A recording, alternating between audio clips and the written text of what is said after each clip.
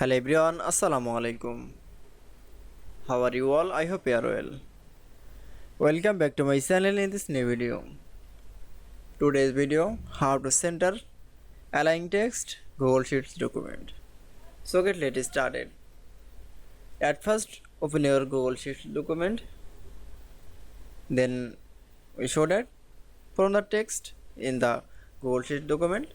Then you can see now center align from text into the Google Sheets. Now firstly select from the all text. Now going to the menu option. Now click for the align menu option. Now click for the center align option. That's it. Then again select from the all text. Now going to the menu option. Now click for the align center option. Now click for the center align option. That's it.